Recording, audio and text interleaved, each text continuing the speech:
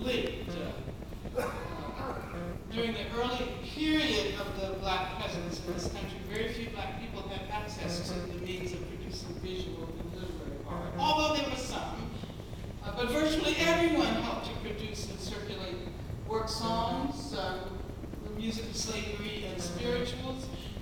Music was a community building process. And many artists and writers, I'm thinking of Mary Bearden, and I'm also thinking about James Baldwin, have said that their primary influences, their primary artistic influences have been musical. Earlier I said that many of the first generation 20th century black women writers, we used to say contemporary black women writers, but that was back in the 20th century, so we can't say that. So you know what I'm talking about, right? Who am I talking about? Who? Toni Morrison. As a matter of fact, Toni Morrison was an editor at Random House during the time black women writers began to be published. And she published writers like Toni Cade Bambara for the first time. And she published Gail Jones for the first time.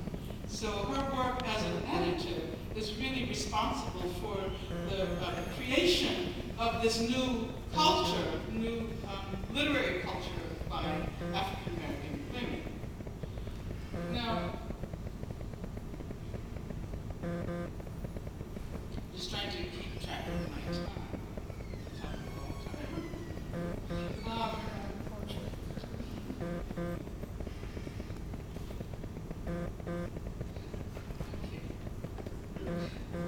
Let me move on to say that. How many of you listen to blues?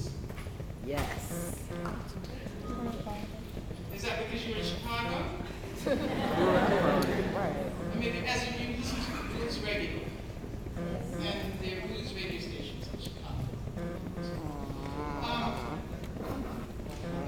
It's interesting because I can share with you an experience I had in the very first class I taught in the Women's Studies program at San Francisco State.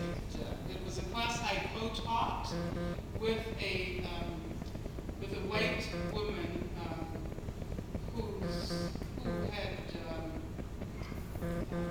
focused on women's studies. And so we had to do the syllabus together. And I said, I'm going to do a session on the blues. And she got very upset because she said,